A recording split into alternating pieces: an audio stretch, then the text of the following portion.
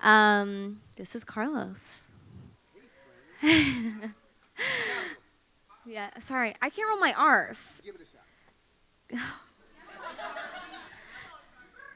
shot. So the trick is like to do like a D at the end, right?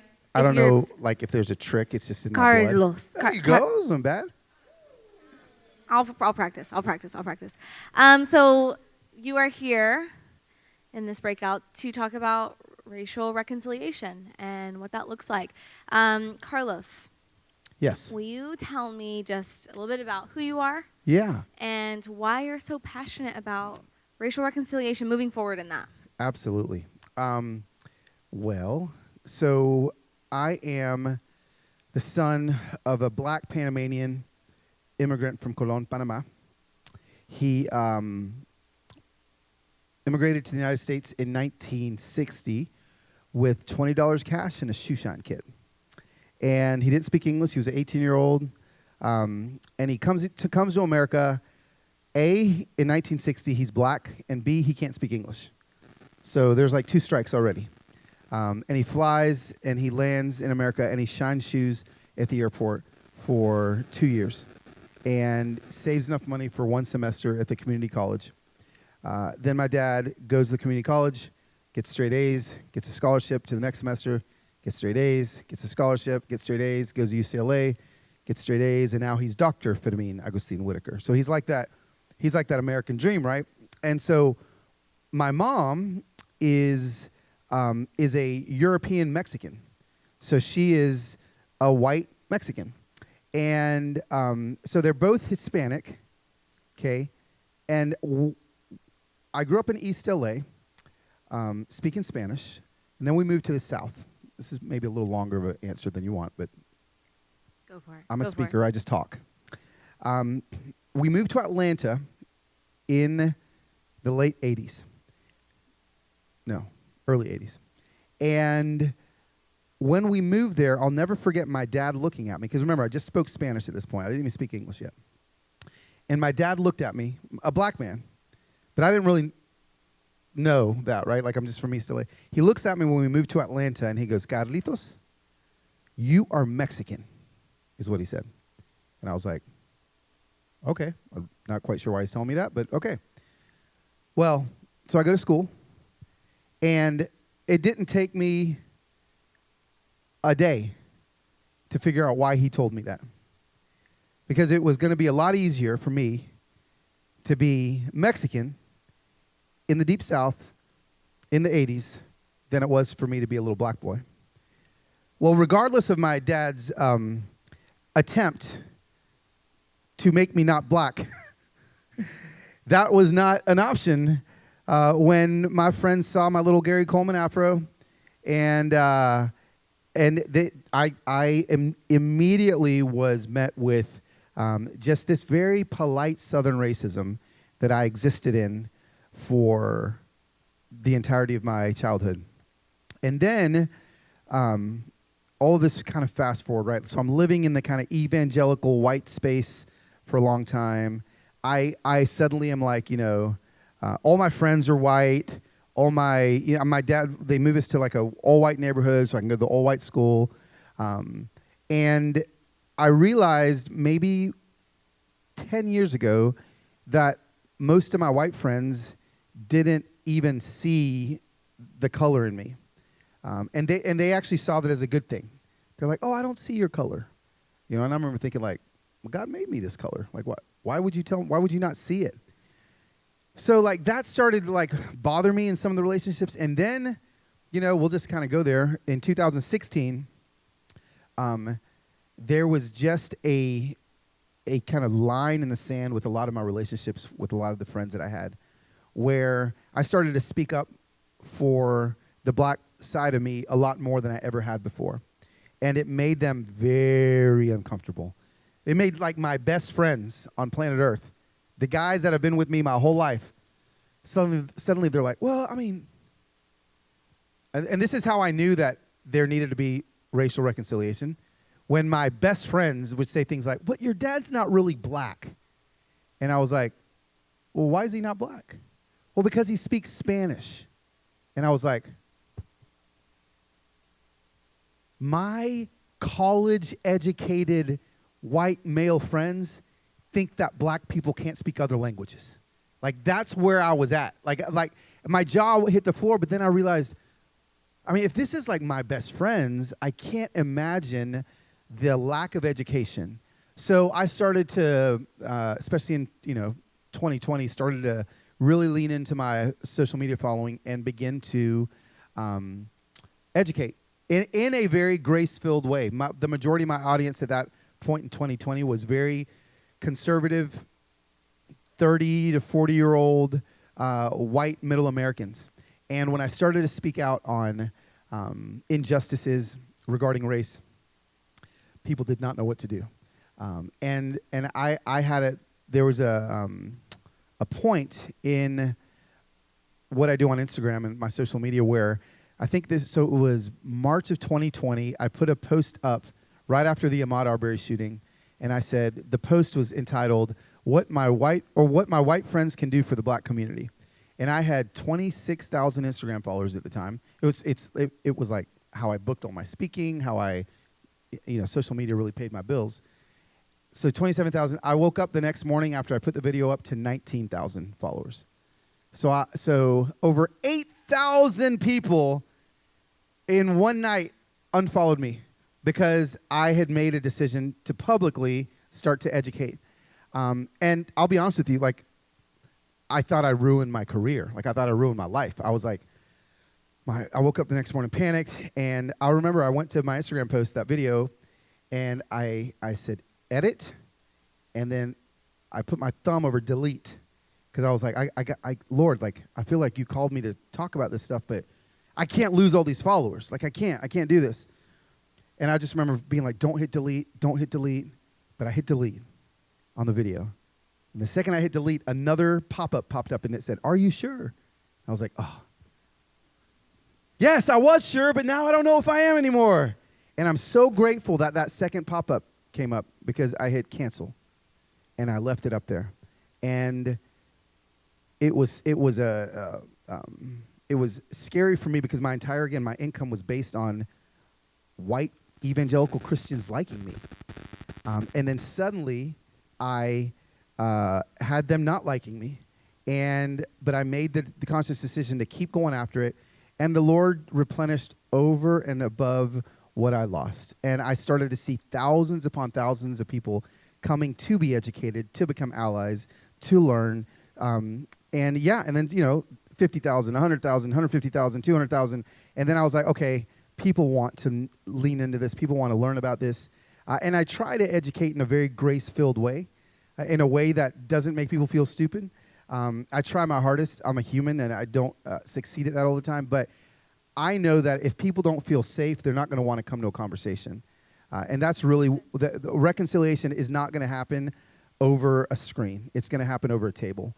And so all I'm doing is trying to give the people that follow me talking points and ways that they can have these conversations over a table as opposed to over a phone. So that's really kind of where my heart began to do this work. And now I probably do 3 diversity, equity, inclusion talks a month. I've done it at Google, at Sephora, Nike. Because of my Instagram talks, I'm now doing these on large corporate scales, and so it's been a blast. That's amazing. When we say reconciliation, I think that's a big word, and we were talking about that at lunch, what racial reconciliation means. Can you define the reconciliation part of that phrase? In order for there to be reconciliation, there has to be admission that something must be reconciled. Without admission that something must be reconciled, there can't be reconciliation because one party doesn't think there's anything to be reconciled. So like lip service or posting black squares or whatever it is, that's called conviction. Conviction without action doesn't lead to anything. And so I'm constantly trying to help people understand that reconciliation can only happen when people admit there's something to be reconciled. Now, here's the other part that I think is important. So there's a lot of racial reconciliation that needs to happen with all the biopic people in America. But if I'm just speaking specifically to blacks in America and whites in America, reconciliation is going to happen when both parties move towards each other. It can't just be, and I've seen it. It will not happen if black Americans just are waiting for white Americans to come all the way. See, now, all the way, that's a very vague thing I just said, coming towards healing. Because inevitably, although the white Europeans are the ones that oppressed the black people group in America, still, I don't think total reconciliation is going to happen until there's true forgiveness on this part. And forgiveness has to happen when you move towards the person you need to forgive. So there must be movement on both extremes, whatever it may be, right? You can apply this to any part in your life. If you want true freedom and reconciliation and anything to happen, the oppressor must move towards the one that was oppressed, but the oppressed person must forgive, and the only way to forgive is to move towards the oppressor. And it's so much easier to sit up here and say it than to actually have it be done. But I've learned that that's the only way it's going to happen. And so, yeah. So good. Thank you for that. So I think a lot of us in this room can probably relate to this, is that we knew that tension was happening, and then, like you said, in March, April, May of 2020, it became very prevalent to our generation, at least me especially, that this is an issue, that we should stand for what's right, we should say something, but what should I say? And I think and I was telling you this today at lunch, but I don't think that I would have had empathy over this situation if my husband wasn't black.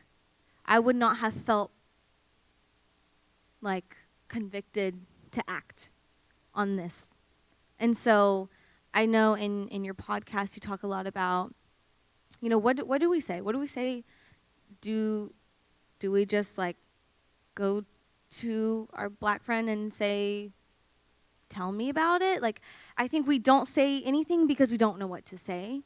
And so is that okay? Is that right? How should we move forward? The blanket answer is always just yes. Yes, screw up. Yes, say something and say it wrong and be scared to death that you're going to say it wrong, but just say something. Just speak up. Speak. The silence is the thing that's the most deafening.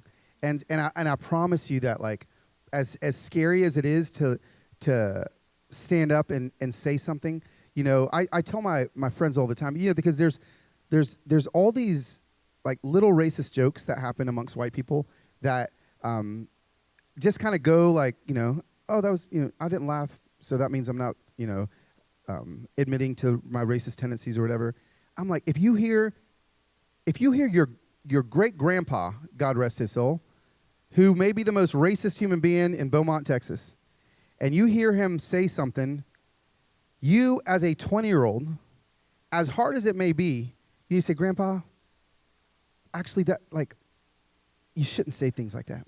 Like, and you don't have to go into a deep dive into racism and what you've learned, but just correcting a generation, 3 generations ahead of you, and even if it doesn't change him, it changes you.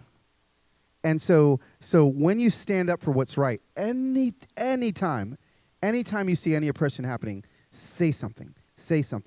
Even if what you say is completely wrong, it's like, should I say African American or black or, I had this lady at, it was at Sephora. So Sephora makeup, right? Is that what yeah. Yes.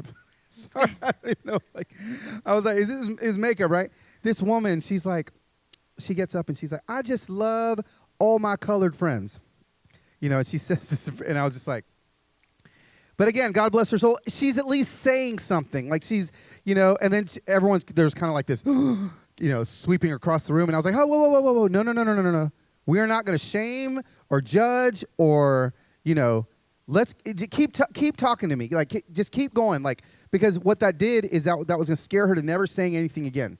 No, say something, say something, say something. Whether you think it's politically correct or not, just say something. And I know we're living in a generation, in a season where we're scared to get canceled. We're scared, of all those things. We have to risk in order to rescue. Like, there has to be risk involved. And so yeah, as you're wondering like what to say, sure. I mean, ask your black friends, or don't. Just make sure that you're constantly saying something. And I think a tool, especially at least in the part of the country I live in Tennessee, I'm constantly telling my friends, because it is like, maybe the same way around here, but it is. Like, there's just a lot of old, white, old, like 90-year-old racists around. Like, you just kind of tell the way they look at you. And a lot of my friends are just right up that family line, and I'm like, you got to break that generation thing off and correct them when they're wrong, and parade me into your homes. Like, let them know that you're friends with me. Like, because I don't even think that old 90-year-olds are I don't think they're too far gone. My neighbor Gray, he is 94 years old. He lives all by himself. And I was like, he's an old white man, and I'm like I bet you probably have some beliefs that are different than mine. And we've never talked about those beliefs, but I know they're there because I know his son. And we talk over the fence. I help them fix his lawnmower. I do these things, and guess what? All of those things that I'm doing is helping heal his heart. We've not even ever talked once about racism, but racial reconciliation is happening because of action over intention. So good. Love that. Action over intention. Someone sent in a question. It says, why do you think racism has turned in such a political argument? You were talking about the politics of what to say, how to say. Yeah, politics are necessary in order to, I always tell people are like, why do you got to get political about things? And I'm like, well, in order to like change laws, like we have to be political, like we have to get into politics. It's important. And so they're just automatically going to be, if you want to see oppression end, we've got to change policies. In order to change policies, we have to elect. The president ain't ever going to change nothing. So first of all, so if you're just thinking about who to elect for president like that, you're way off already. Like, you need to be looking at your city council, at your school board. Like, that's where you're going to start to break the oppression and racism and things like that. So it always starts local. But I would just say that it's okay. Politics is okay. And I would also say this. I've learned I lean left. Okay, that's the direction I lean in my politics. Okay. That's not the direction most of my friends and most of the communities that I speak to lean. So I know that I'm kind of going in to a territory where people believe differently in policies. But what I have realized is that and this is data that is just coming from my own brain. Okay, so don't take this as a study, but most people that I know or speak to or have conversations with are a lot closer aligned to wanting to solve the big problem. So what I realize politically when it comes to racial reconciliation is Republicans and Democrats, there's actually a problem that both want to be solved, but they're approaching them in different ways. Where we're spending all of the time arguing is the way in which it needs to get solved. And so at least what that should tell us is, okay, I feel like most everyone at least wants to solve the problem, but where we run into problems is when people don't want to admit that there is a problem. And so that's really it. So I think politics are essential and they're necessary, but I think they're just a tool. I think that the bigger tool is going to be across lunch tables, right, as as opposed to voting for things. Right. So more of a community, family conversation that needs to be had. I say it this way. Protests may change policies, and I think that's very important. but conversations change communities. So So like, yes, like protests are very important. I went to protests. I held up my sign. I go because I'm protesting to change a policy somewhere, but that protest isn't going to change Gray, my neighbor. So what's going to change Gray is conversations. So if we really want to see this thing happen, it's got to start from like ground level, yeah. So. Yeah. And I think that having that conversation, that family, that one-on-one, like, hey, let's hash this thing out. I want to work through this conversation, takes feeling somewhat passionate about it, even though you don't fully I don't know what that's like as a white woman. I don't know. I don't know that hurt. I don't know even the full history, Sure. But I want to, and I want to feel, I want to step in their shoes. So how can I better do that? Yeah. How can you better step into the shoes? Yeah. Yeah, empathy is massive, right? So there's a difference between empathy and sympathy, right? Sympathy is feeling bad for somebody. That's not going to help anything. Empathy is feeling bad with somebody. Empathy, I think, is going to change everything. And so, what does that look like? Yeah, it's you know what? Here's a great example. So during the Black Lives Matter protests, I went to like 5 cities to march, right? And I'm all in. I'm protesting, and I am very vocal on my opinions on policies that I feel like in policing need to shift. And so what I realized, though, was that I wasn't actually in relationship with any police officers. I was in zero relationship with police officers. Well, why would I? Because they're just going to hurt me, right? That's like my feeling. And then my wife reminds me that one of the guys in my wedding that was one of my best friends 10 years ago is actually on the SWAT team in L.A. And I was like, oh, you're right. I actually have a friend. One of my former best friends is a police officer. And this is where I think this is where it needs to go with empathy. I reached out to him, and I said, hey, and we follow each other on socials, so we see each other's posts. I saw his. It was pretty blatantly opposite from each other. I said, hey, and this is about the no-knock warrants. And I said, hey, listen, I'm sad about our relationship, that this is dividing us. Like, I'm going farther this way, and you're going farther this way. But I don't know what to do. And then I started thinking about empathy, and I said, you know what? This is how we're going to come together. He tells me, because I'm like, we need to get rid of no-knock warrants all across America. Just get rid of them all. And so he tells me, he's like, well, I serve no-knock warrants. And he said, every night, before I go serve my no-knock warrants, I go to Ramey, which is one of my daughter's best friends, and I kiss her on the cheek, and I say, I'll see you tomorrow morning, baby. I'm going to go to work now. I go to my wife, Lori, and I kiss her on the cheek. And I go to Cameron, my son, and I kiss him on the cheek. And every night I kiss them on the cheek. Now, when I go to arrest the bad guys, if I were to knock, your friend, Matt, which is now he's not talking about a cop, he's talking about my friend. Right? I love Matt. He's at my wedding. He goes, if I were to knock on the door I would have knocked on last night, if I were to knock, they would have pumped 3 rounds of shotgun shells through that door and into my body. Now, I would have had a vest on, but I need to let you know that when you're saying police and when you're saying these things, I need you to start saying Matt. And I need you, and when he started saying that, I looked and I was like, well, I don't want you to have shotgun shells through your torso because I love you. So suddenly, he became a person, not an opinion.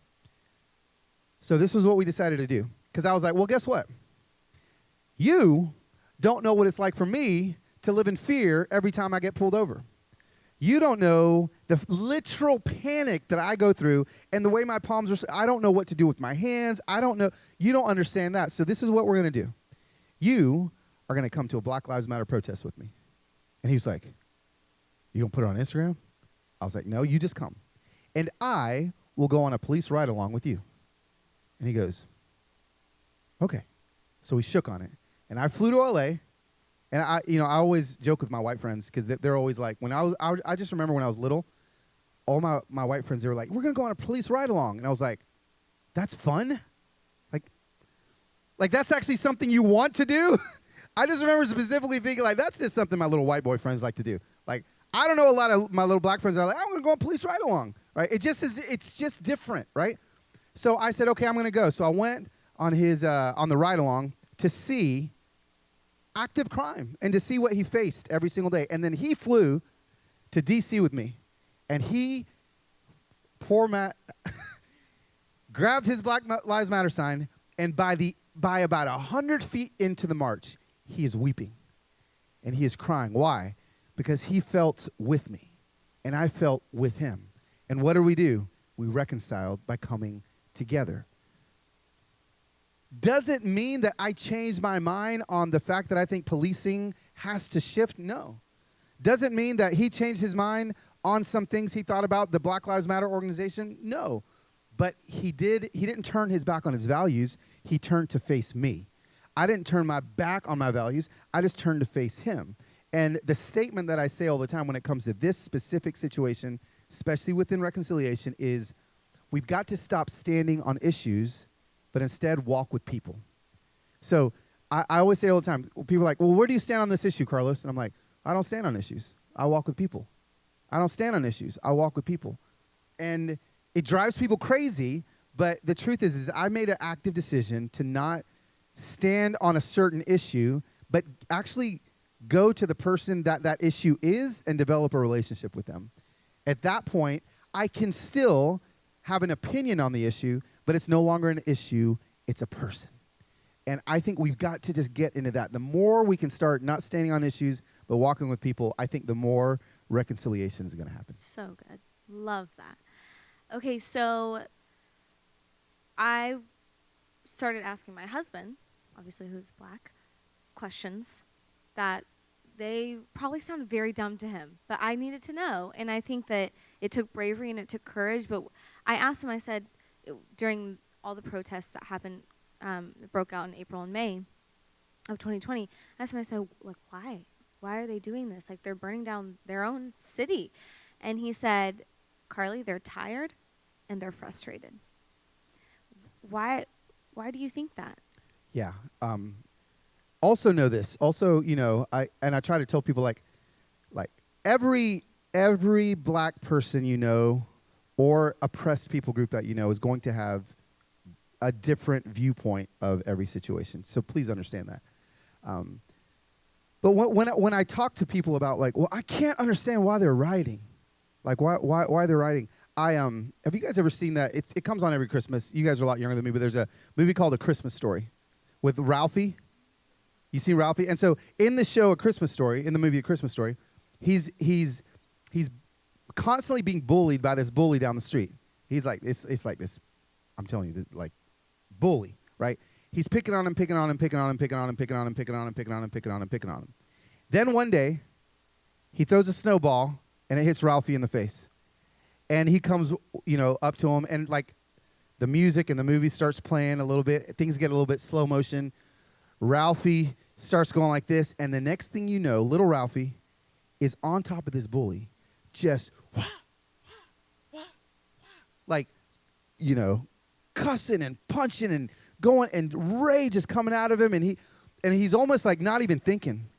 And I'm like, that snapped moment, I don't care who you are, when you get beat over and over and over and over and over again, you will snap. Nobody is going like, okay, so there's a building down the street. Let's meet together. Let's get some Molotov cocktails. You go first, then you go. No, there is a rage because nobody is listening. Nobody is paying attention. And sometimes, again, the language of the oppressed and the language of the people that are being oppressed constantly, if no one's listening, then things end up burning.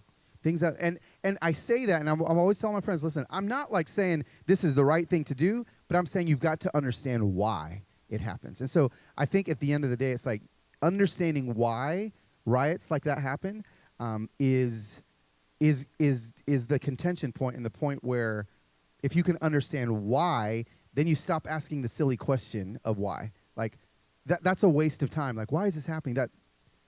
That's not the point. The point is the reason why it's happening is because nobody is listening. And because they're tired of being punched over and over and over and over again, and things are going to snap. And so that's what ends up happening. And I think that's what happened in the summer of 2020. Yeah, I agree. You're saying if we were to listen, how powerful would that be? What would that change if we truly just sat down and listened to the Black community around us? Yeah. I mean,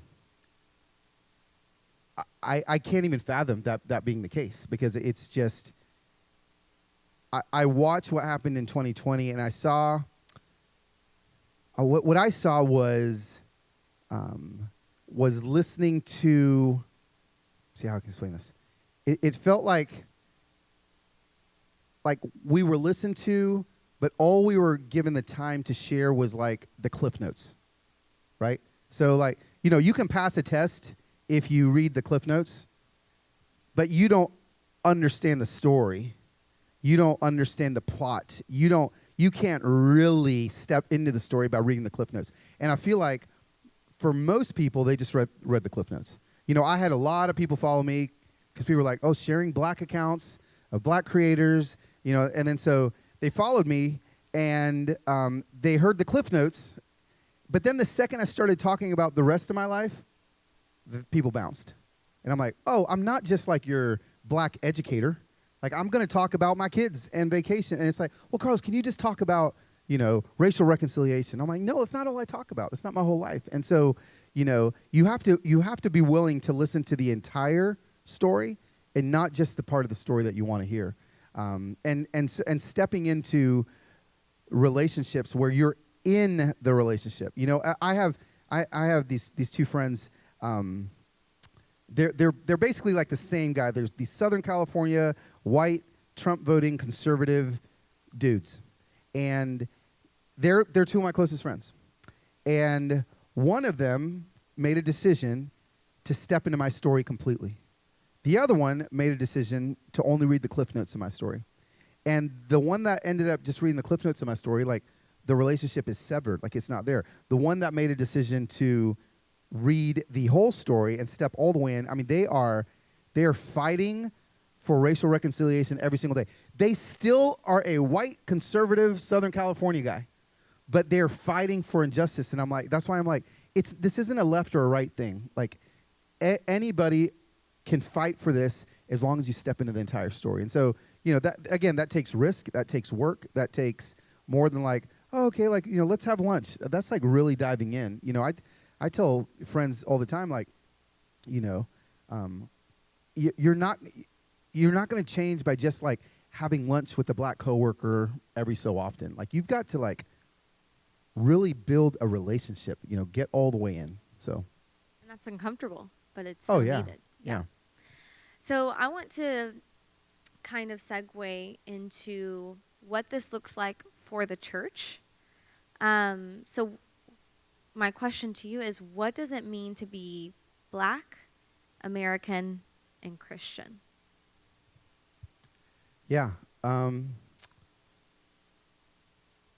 What does it look like to be Black, American, and Christian? Well, in the white evangelical church, it's uncomfortable. Because a lot of, I won't throw this blanket, but I used to be like the white conservative evangelical Black poster child, man. I would come to all the conferences. They had me speaking at all the churches. Like, I was their guy. And then I started talking about this, and suddenly I get uninvited from all these churches, uninvited from all these conferences.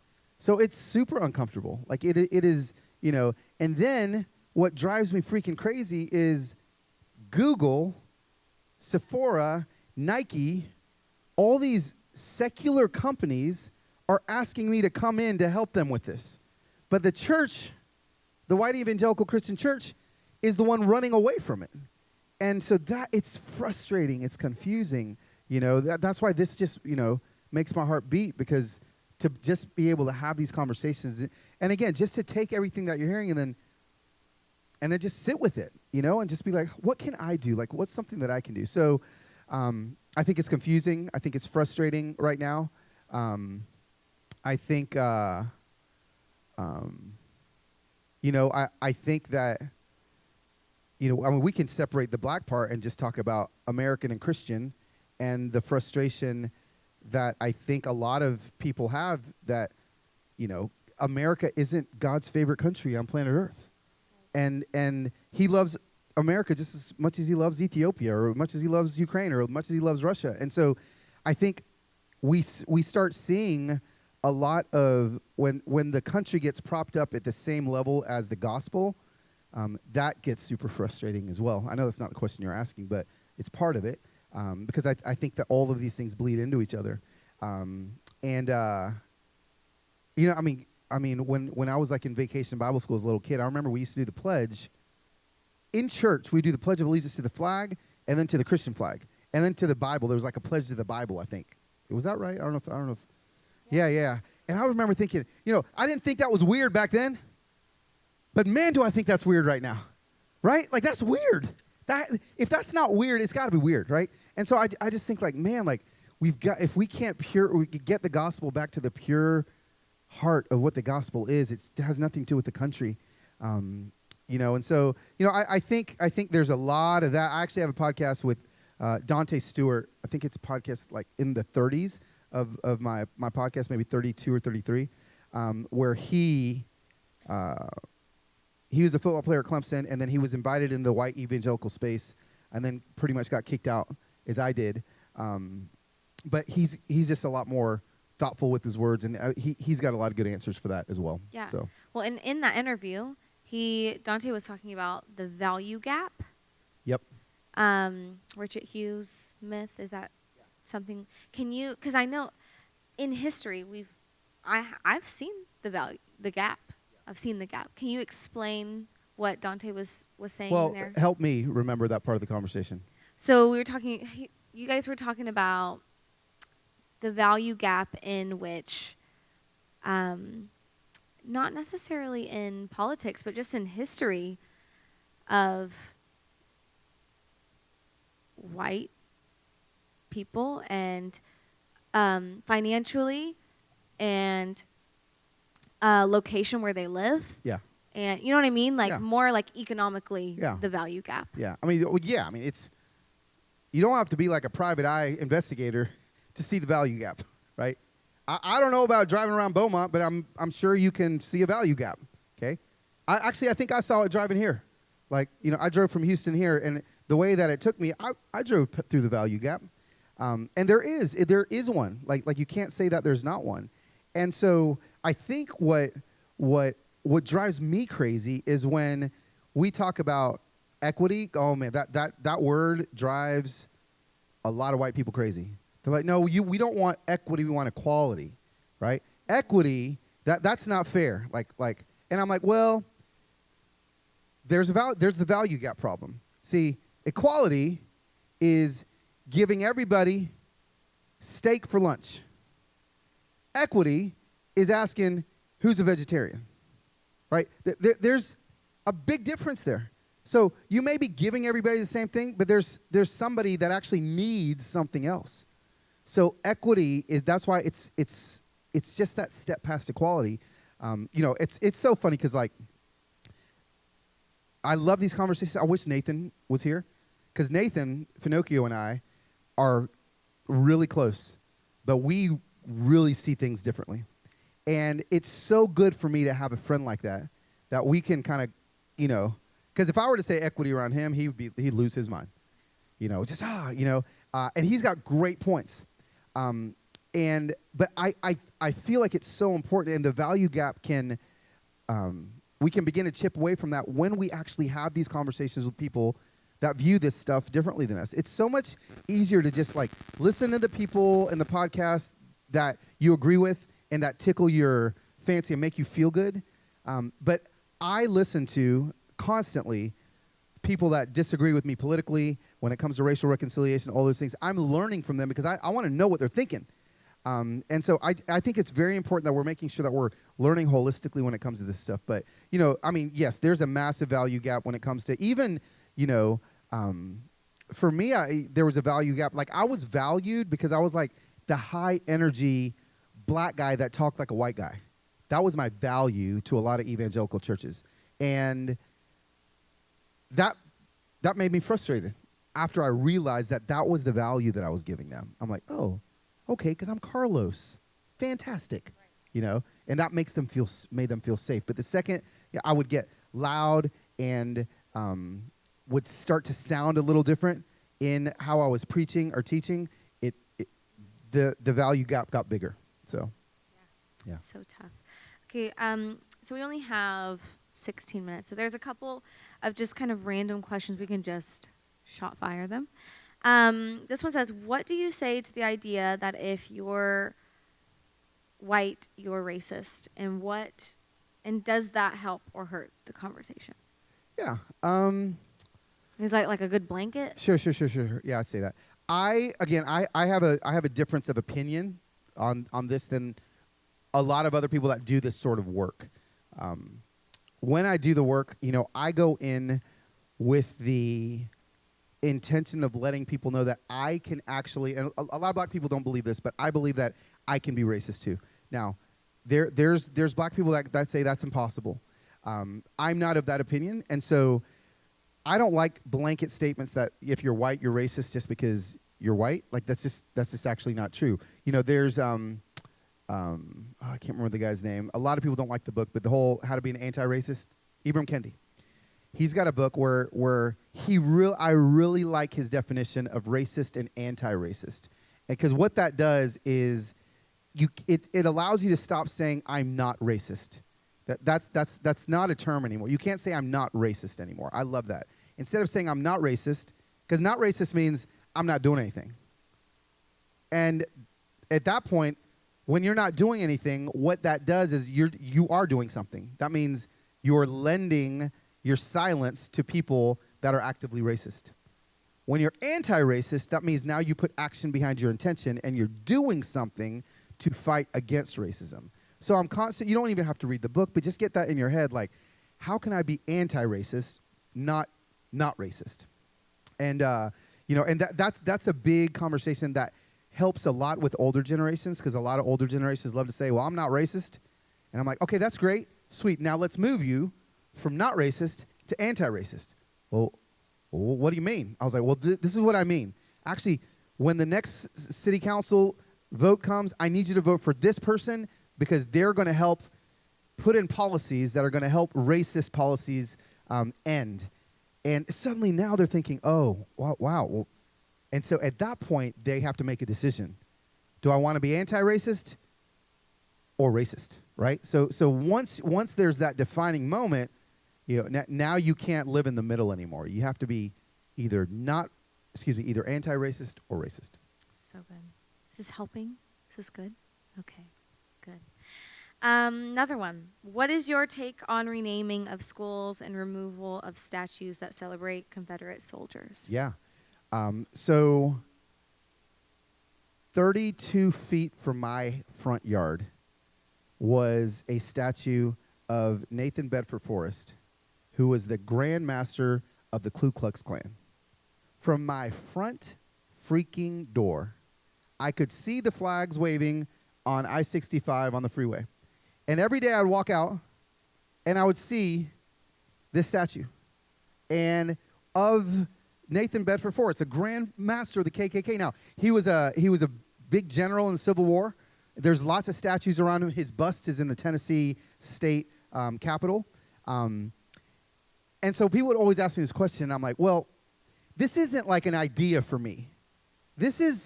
I see this racist every single day when I leave. Mostly in the winter because all the leaves fall and I can actually see the statue. And I guess it was about 3 months ago, they finally took the thing down. And I wept because I actually didn't know how much it bothered me. Because like living especially in the South where the Civil War was, these statues are everywhere. And you just kind of get used to driving by them, and you're like, that's probably some racist, guy or whatever. You stop, but then the more they started to come down, the more I was like, yes, like, by taking statues down, this is, again, just my opinion, you are not erasing history. The history is very much still there. The history is still there. I am all for taking them down and go put them in a museum. So if I want to go see them and learn about it, I can go see it and learn about it. But I don't have to take two lefts to avoid the racist statue in downtown Franklin. There's still a statue of I can't remember what the dude's name is, some Civil War Confederate general in the middle of the square in Franklin, Tennessee. And the Daughters of the Confederacy, which is a thing, they were like, we were trying to get it taken down, and they fought and had a bunch of money, and they vetoed the bill to take it down. So this is the coolest thing. I wish I had a picture. We found a local artist in Nashville that created a statue of a Union black soldier right across the street from homeboy racist dude. And this black soldier has chains on his ankles, and they're breaking off, and he's got his bayonet, and he's aiming right at homeboy general. And we had the biggest unveiling. I mean, there was like thousands of people there to unveil that statue, and we were all crying. We're like, well, if you're not taking that down, guess what? We're going to put our own up. And so, I wish people knew that how much pain it causes driving by every single day. I'm not for breaking down and melting the statues. I'm like, take them down, put them in a I don't care if you put them in a park somewhere where people can go see them, but just not to where they're the staple of society. And so, yeah, I'm pretty passionate that, and I actually have a 5-minute Insta story that I kind of break into details as to why I believe this is a good thing. So, if you guys want talking points, I've got one about statues in particular. So very good. What should our response as Christians to other Christians who have racist tendencies be? Like, how do we hold them accountable? Yeah, you have to be in relationship. If you lose the relationship, you lose the potential to change their hearts. And so the relationship is the most important thing. So, I tell people all the time that are like, I can't go home to my family. I want to disown my family. They're the worst. They're all racist. They tell all these. I was like, if you leave, then who's gonna be there? If you leave, who's gonna help them? The relationship is the most important thing. There's, oh man, I don't have the scripture specifically, but hang on. I'm going to find it. So in Acts, okay. Oh yeah, here it is. In Acts, you've got Philip. And Philip, this is a perfect example of like how Christians need to act during this time of racial reconciliation. And it says, an angel of the Lord spoke to Philip, get up and go south to the road that goes down from Jerusalem to Gaza. This is the desert road. Okay, so listen, Philip is one of Jesus' disciples, and the angel of the Lord, the Holy Spirit, wakes him up and says, go down to this road. So Philip goes down the road. So he gets up and he goes.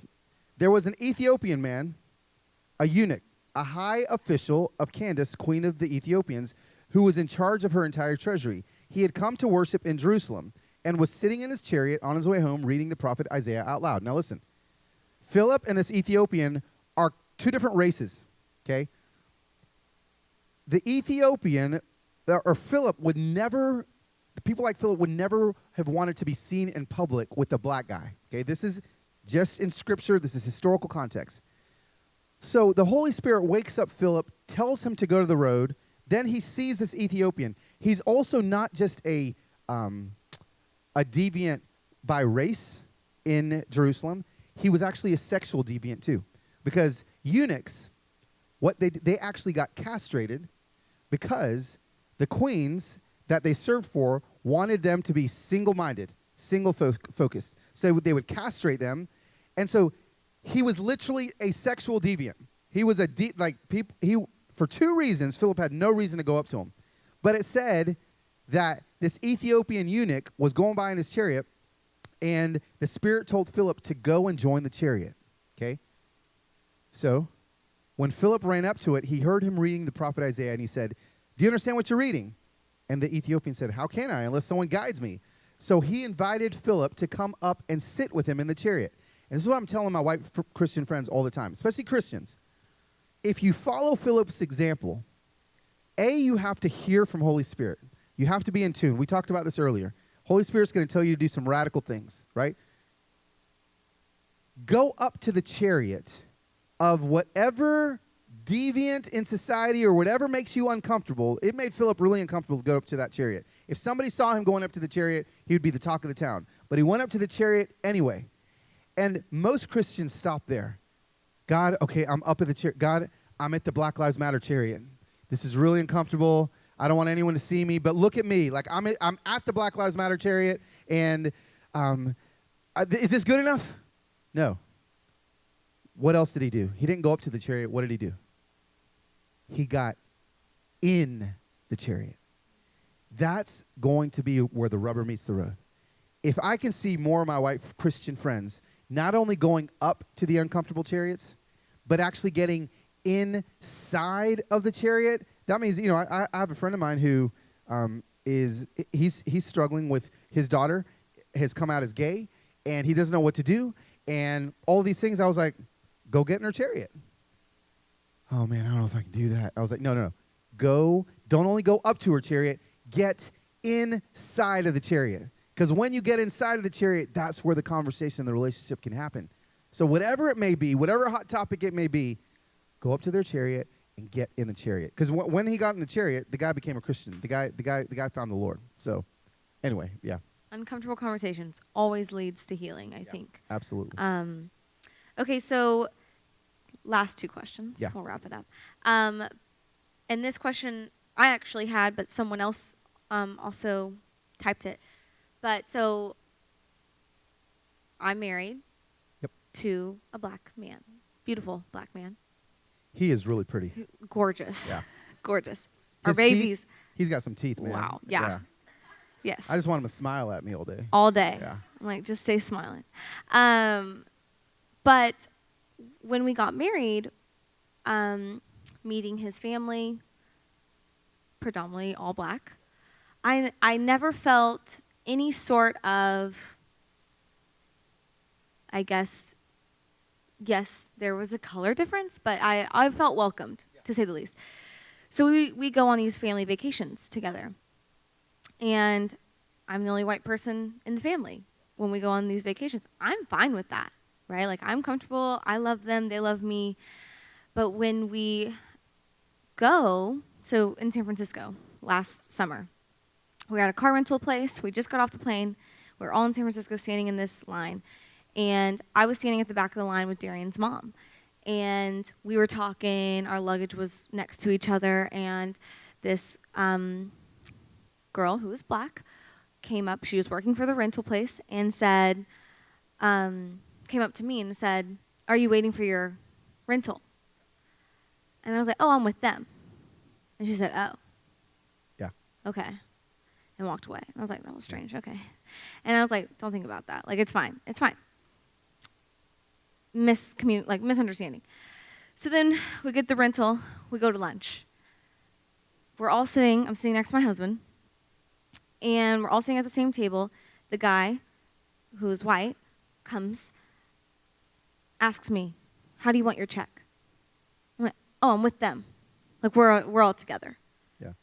I'm like, okay, that's like 2 times in one day. Like, that's kind of like, that's hard. And I just was honest with them. I said, like, is that how you guys feel? Like, do you guys feel what I'm feeling? Like, kind of embarrassed, kind of like just hurt, like heartbroken that these people, and in San Francisco, right? It's not like in the South. Like, it's like pretty progressive. Listen, there are racist people everywhere. Yeah. Like, not just in the South. Yeah. Well, and that's what I have come to realize. And so the question is, do you believe that black people can be racist? And I don't know. I think my that is one question. Second question to that question Yeah. would be, in that moment when I felt hurt, and, Darian's dad actually told me, he was like, that's how we feel every day. Like what you're feeling right now in this uncomfortable moment that you're having, like that's an everyday thing for us. Yeah. And so it was like, I felt like I had no right to be upset. I didn't know what my response to those people that said those things or misunderstood the situation. Like I didn't know my response because I was like, should I feel this? Because they feel this every day. Yeah. So is this like justice? Like, you know what I mean? Yeah. Yeah. I would say, I want to be careful saying this. Racist has lost its meaning.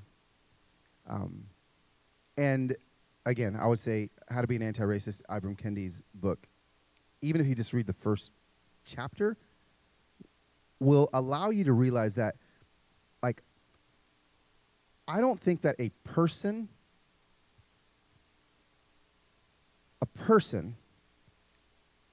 and this is going to be weird for people to hear, but I don't think a person can be racist. I believe that their actions are the racist things. So I believe that a person can step into a racist action one moment, and then the next moment, not. Okay, so once we define racist as an idea or an action, then there's a lot of people that have racist actions. Okay, so because again, when you call someone a racist, conversation's over.